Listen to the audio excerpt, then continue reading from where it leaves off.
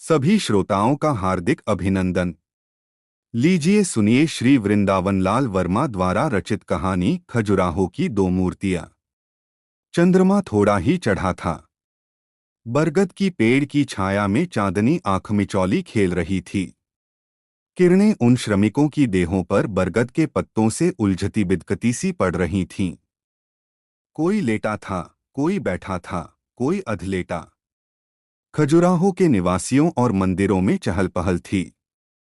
जो बैठा था उससे एक श्रमिक ने कहा, बीसल महोबे से जो कारीगर आज आया है, कहता था कि मंदिर के गर्भगृह के चारों ओर दीवार में बारीक जाली का काम किया जाए तो कैसा रहे। बीसल बोला, कठिन नहीं है।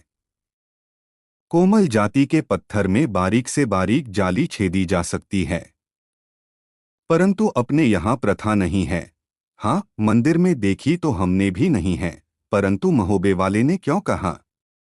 मंत्री ने कहा होगा। मंत्री ने कहा हो या न कहा हो, मुल्तान से जो कारीगर लौटे हैं वे जाली, बेलबूट और पत्तियों के काम को ही बहुत कुछ समझने लगे हैं। उस काम में परिश्रम अधिक है, पर मन की उड़ान के लिए अवकाश कम है। और फिर गुरु लोगों ने जो नापतौल, आकार प्रकार मंदिरों के बनाने और सजाने के लिए सतयुग से निश्चित कर रखे हैं, उनकी अवहेलना कैसे की जा सकती है? पत्थर में जालियां और बेलबूटे लगाने में विवेक ही कितना लगाना पड़ता है, बहुत सीधी भी नहीं है। उसमें जो पच्चीकारी की जाती है वह तो बहुत परिश्रम लेती है। बीसल की बात आक्षेप करने वाले की समझ में नहीं आई। बीसल पढ़ा लिखा था और अन्य शिल्पी उसको गुरु मानते थे। गूढ़ बात को समझ न पाने पर हाँ मिलाने और स्थगित अवसर की ताक में लगे रहने की कुछ परंपरा सी थी। पर उस श्रमिक ने फिर नम्रता से पूछा, बीसल, आदर्श का मूर्त करना क्या? उत्तर मिला, अपने वहां आंखों के सामने नित्य आने वाले स्त्री पुरुषों की आकृति को पत्थर पर या पत्र पर नहीं उतारते। श्रद्धा, भक्ति, वासना, लालसा, मोह, विशालता के भावों को हृदय में मथकर फिर उनको लक्षणों के अनुसार सुंदरता की लचकों और लोचों में बिठलाते हैं। मेरा प्रयोजन इसी से था। पर गर्भगृह के चारों ओर जालीदार पत्थर लगा देने से तो गुरुओं की बतलाई गई परिपाटी का बिगाड़ कहाँ होता है? निषेध तो सुना नहीं है, परंतु तुम हम सबसे बहुत अधिक पढ़े लिखे और जानकार हो, यदि हो तो बतलाओ। यह तो सोचो कि गर्भगृह में स्थित देवता को कुछ समय के लिए विश्राम भी मिलना चाहिए या वह जाली में निरंतर देखता ही रहे। गर्भगृह के द्वार के पट खुलने और बंद होने का समय तय था। यह बात प्रश्न करने वाले को मालूम थी और तुरंत ध्यान में आ गई। उसने हामी भी भर दी, परंतु उसके भीतर किसी ने कहा, देवता तो सर्वदा और सर्वत्र सजग रहता है और मंदिर के भीतर तथा बाहर स्त्री पुरुष के नंगे व अश्लील प्रतिबिंब हैं। क्या देवता उनको न देखता होगा? और आगे सोचने का साहस उसमें न था। बीसल ने भी कुछ सोचा।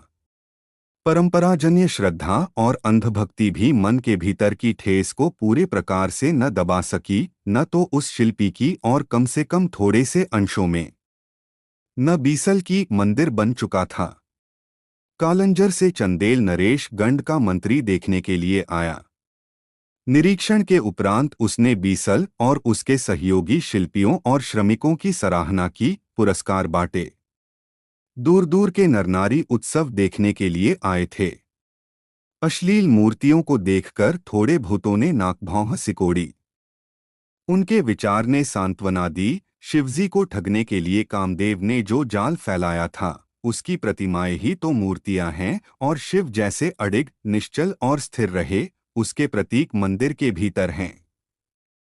यह सांत्वना कहीं खुले रूप में, कहीं मन ही मन खजुराहो के उन मंदिरों के निकट आने वाले सभी जनों के भीतर उभार पा रही थी। वसंत पंचमी से लेकर चैत्र की अमावस्या तक यह उत्सव कम्बढ़ रूप में चलता रहा। एक दिन बीसल के उस सहयोगी ने कहा, गुरु, बहुत से लोग कहते हैं कि यह संसार निस्सार है, केवल माया है, परंतु बाह्य भाग की इन मूर्तियों को देखकर जिनको पत्थर से हमी लोगों ने गढ़ा है, यह बात तो मन में नहीं रमती। लगता है जैसे वासना का फूल ही सब कुछ हो, जैसे इस प्रकार का जीवन ही सुखदायक हो। बीसल बोला, भाई, इन मूर्तियों की अश्लीलता मोहक नहीं है, इनका सुडौलापन ही आकर्षक है। माया अश्लील और विभत्स है, माया रचने वाला सुडौल है। सुडौलपने का स्मरण रखो और विभत्स को मन में न बसने दो, बस माया को रचने वाला सुडौल। समझा नहीं? इन मूर्तियों की अश्लीलता को मोह का रूप देने वाला उनका सुडौलपन ही है न। अंगोपांग उनके बेडौल कर दो, फिर वे सब पैशाचिक और भयावनी हो जाएंगी। पुष्पधनवा का काम मोहमय है, परंतु वह स्वयं सुंदर और सुरूप है। बीसल के सहयोगी का मन नहीं भरा, परंतु किसी कुंठा ने उसकी जिज्ञासा का दमन कर दिया। फिर भी वह दूसरे रूप में प्रकट हुई। संसार में कितनी दुर्बलता है! अपनी आंखों के सामने कितने जर्जर और अस्थिपंजर वाले नरनारी नित्य आते जाते हैं, कितने वृद्ध और रोगग्रस्त। जीवन की निस्सारता का क्या यही वास्तविक रूप नहीं? उसके अनंतर अवसान का, मृत्यु का था। मैं भी यही कहना चाहता था, परंतु समय तो बाल्य, मध्याह्न, अपराह्न, अस्त और रात्रि में बंटा हुआ है। उसके एक ही अंग पर सबसे अधिक ध्यान क्यों लगाया जाए? कामवासना के भिन्न भिन्न दृश्य रूपों के साथ ही उनकी बराबरी यदि जर्जर और अस्थिपंजर नरनारियों की कुछ मूर्तियां भी रखी जाए तो कैसा रहे? लोग स्मरण रखेंगे कि किसी दिन यह अवस्था भी सुडौल देह की हो जाएगी। इसलिए बहुत पहले से ही उसका सामना करने के लिए जीवन को सुधरे हुए रूप में चलाया जाए। बीसल विचार करने लगा। कुछ क्षण बाद बोला, बनाऊंगा, बनाकर मंत्री महाशय के सामने रखूंगा। यदि उन्होंने मान लिया तो जैसा तुमने कहा है उसी भांति उनको रखवा दिया जाएगा। साथ साथ और बराबरी पर तो वे मूर्तियां न रह सकेंगी, परंतु उनके ठीक नीचे रख दी जाएंगी।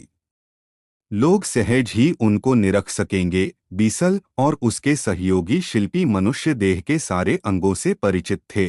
उसके निरे ढांचे से भी उत्सव की समाप्ति के पहले ही उन लोगों ने बड़े श्रम और कौशल के साथ एक वृद्ध और वृद्धा की मूर्तियां बनाईं। मूर्तियों की हड्डी पसलियों पर पत्थर में ही खाल उड़ाई। सिर पर गंज, आंखों में अभिव्यक्ति विहीनता, सब रायरत्ती स्पष्ट और सम्यक। बीसल और उसके सहयोगियों ने उन मूर्तियों को शिव मंदिर के बाह्य कक्ष में अश्लील मूर्तियों के नीचे जा रखा। जनता ने देखा और मंत्रियों ने भी। अस्थिपंजर की मूर्तियों को देखते ही मंत्री को एक धक्का सा लगा। अंत में इस देह का यह होगा। बार बार यह भाव मंत्री के मन में उठा। फिर उसकी आंख उत्सव के प्रमोदों में मग्न रंग बिरंगे वस्त्र पहने हुए हंसते खेलते नरनारियों पर घूमी। क्या ये सब इन मूर्तियों को देखकर इसी प्रकार को अपने मानस में अंकित कर सकेंगे? अंकित करने के बाद फिर मंत्री के मन में प्रश्न उठे। उसकी दृष्टि अश्लील मूर्तियों की ओर गई।